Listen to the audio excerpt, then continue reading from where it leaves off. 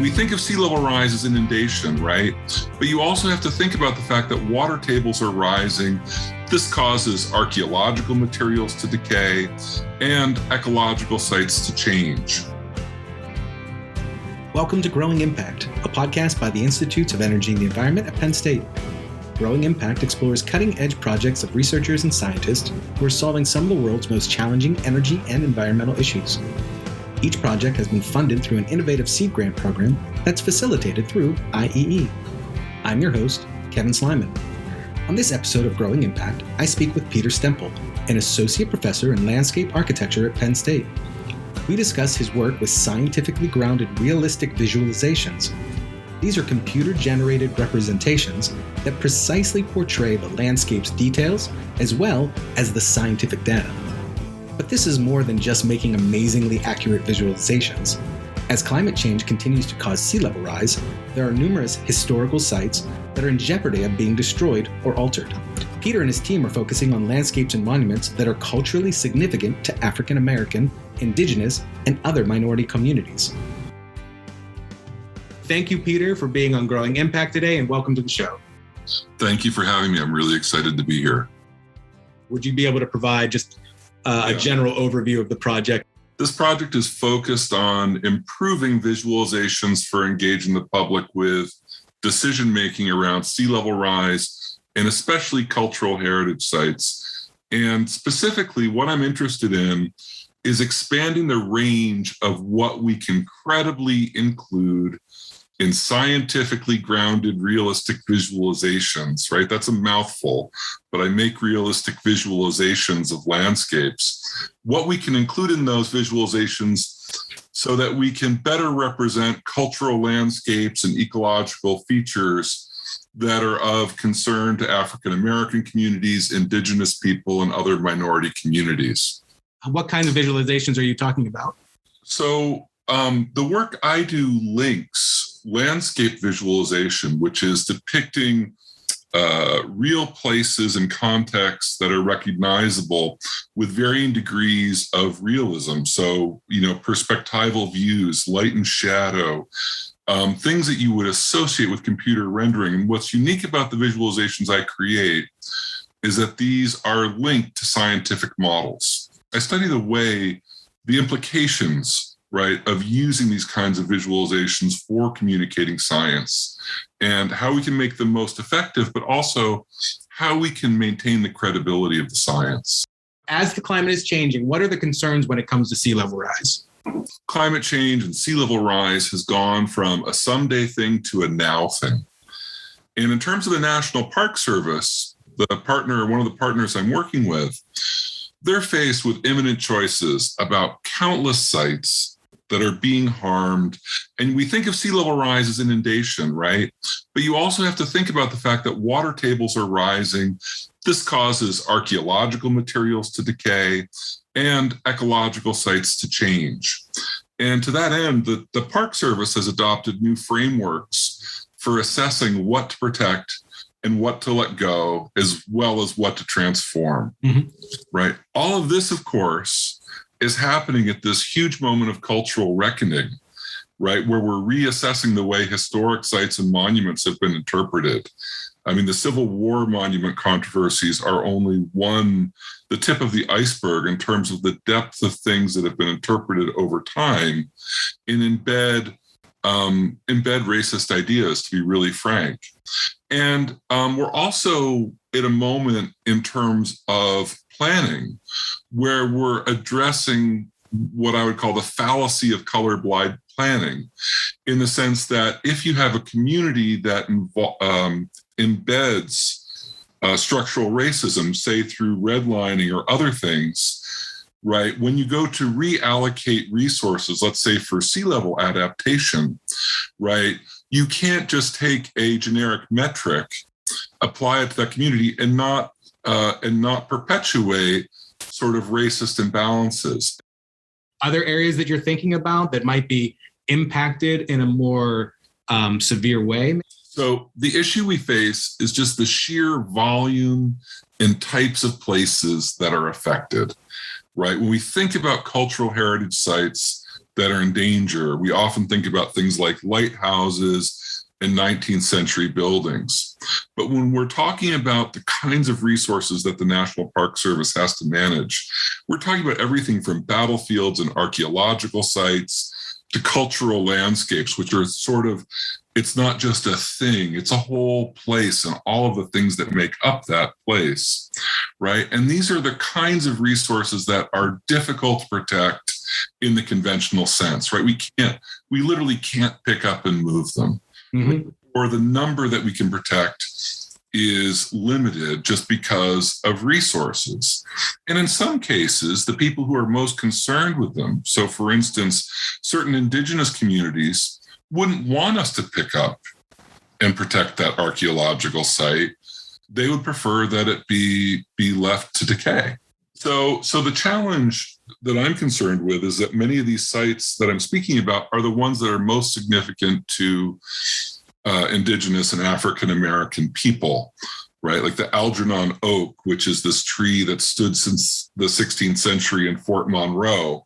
And that's right near the place where the first African Americans arrived, or first Africans, I should say, arrived in North America. So it's called a witness tree, right? There are lots of resources like that that deserve our attention, and frankly, have a relationship to people beyond the local areas in which they exist. And I want to make sure that the tools we have to talk about these things are really up to the task. What is it that makes you passionate about this idea of preserving these areas and or ensuring these cultures are preserved and or respected? I've been really interested in equity inclusion in teaching for a long time.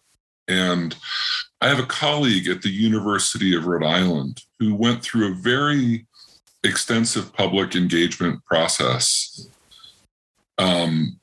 and essentially did a state-of-the-art process. And in the end, was riding a ferry, and she and her colleague were asking, well, where have the Indigenous people gone in this place? Right? All of the memorials and monuments in this place sort of either neglected Indigenous people or portrayed them as extinct, right? And she had the experience of a voice saying from another seat on the ferry that we never left, right? And she presented this at a conference, right? Mm-hmm.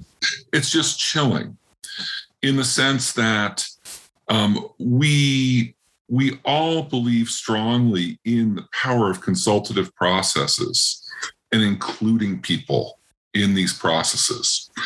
And the difficulty we have is that we're fundamentally dependent on the people who show up. And it's a mistake to think that not showing up is about the people who are not showing up, in my mind. Because if people don't see themselves reflected in processes, right, they're not going to come. Mm-hmm. And we really need to begin to recognize that oftentimes the way that we structure our tools and processes itself can be exclusive. I'm getting kind of into the weeds here, right? But I think this is a really important issue. So for instance, if you're interested in heritage sites, and this is really now speaking outside of the Park Service, I'm speaking more broadly, right? Okay. But if you show up to a preservation meeting and the framework of the preservation meeting is only concerned with 19th century buildings and things meeting certain standards of conservation, if your culture has been excluded from the 19th century material culture because of racism, that pretty much says that this isn't for you.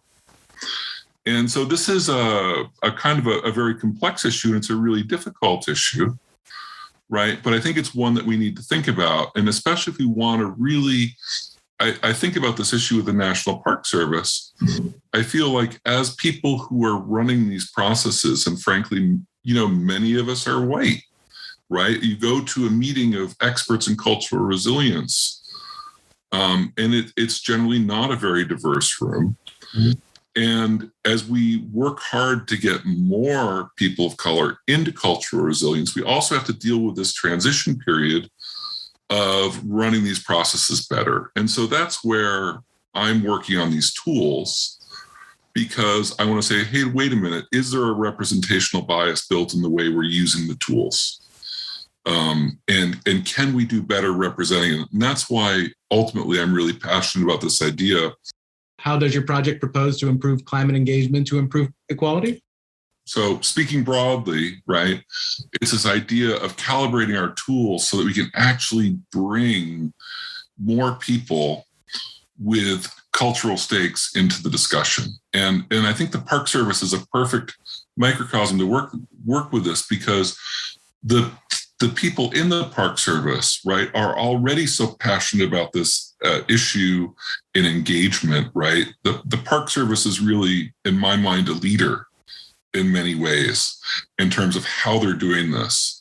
And so in some sense, this is a chance for the resilience community, or at least the part of the resilience community I'm in, right, to learn a bit from the Park Service and then link it back to the science in a meaningful way. Do you want to discuss maybe some of the tools or technology that you're utilizing in the project? Yeah, I can do that briefly, actually. Okay. So the most specialized aspect of what I do is, and this is very nerdy, right, is writing code that connects the scientific models to design visualization tools that are used to make landscape visualizations. And also designing ways to link things, to make it so that model can control, representations of trees or something like that.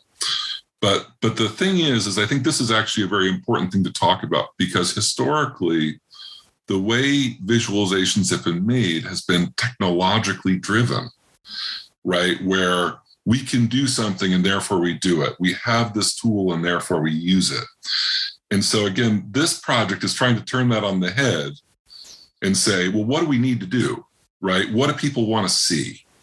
And can we start to redesign the tools to better do that?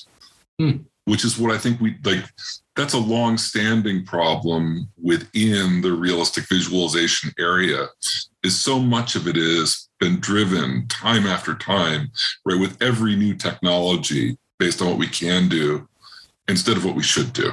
We're at this really profound time because sea level is threatening, these resources that touch the soul, right, of our country, right? Like the Hampton, Virginia, which is the location where this first project is taking. We have really wonderful partners at Fort Monroe National Monument and in the Park Service, right? This is, really at the nexus of where colonization happened.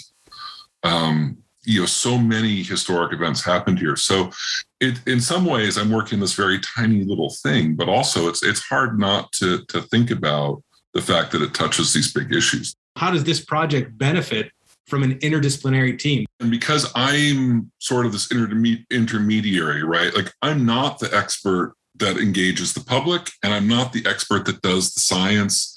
I'm the person who figures out how to visualize things and how to connect those things up. What's so cool about that, right, is that I get to work with this huge cross-section of people on all the projects I do, not just this one, but on this one, it's like, it's really an all-star event for me, because we have these state-of-the-art sea level projections from Klaus Keller, who's just been an incredible mensch for, even being part of this project. And then we've got amazing people from the National Park Service who have really particular issues that they're trying to solve. And, and I get to help try and, address my research and also hopefully meet some of their very real needs for management and interpretation. And that's really nice, because this is how the rubber meets the road with science, right? Where we have the end users, we've got the fundamental science, right? And we get to connect it all together. Right. And to me, that's exciting. And it also just embodies the mission of a school like Penn State being a land grant and sea grant institution, right? Where it's not just about advancing the state of the art of knowledge, but bringing it into conversation and making it make a difference in people's lives. What are the next steps and/or future plans? Do you have anything you can talk about for this project? I think that the agenda of the project is clear, right? In terms of we need to accomplish. And, I wish we were further along this road, right? Because scholars have, especially scholars who happen to be people of color have been sounding the alarm on these issues for a long time. And quite frankly, a lot of us have been too slow off the blocks, right? But I think there's also just a bigger thing that's also happening, and that is realistic visualizations are sort of converging, where we're seeing increasing realism in meteorological visualizations that you see on television. We're seeing advances in AR and VR and all of these different things. And what's happening is visualizations that used to be sort of different things or niche things are starting to converge a little bit. And I think that that's something that we need to keep our eye on, in the sense that we're going to be seeing data used and presented in these things more and more. And so what I'm really hoping is that by doing this project now, we can start to build some guidance, and we can start to really inform and steer these things in a way that helps us maintain the credibility of scientists, right? To not have their data misused or mischaracterized, or to, mislead the public. And also at the same time, allows us to really reach the broad audiences we want to reach. Peter, thanks so much for coming on Growing Impact today and sharing about your project. Thank you. I really enjoyed the conversation, and thank you for letting me talk to your audience. I really appreciate it. You have been listening to Growing Impact, a podcast by the Institutes of Energy and the Environment at Penn State. I've been your host, Kevin Slyman. This has been Season 2, Episode 6. Thank you for listening.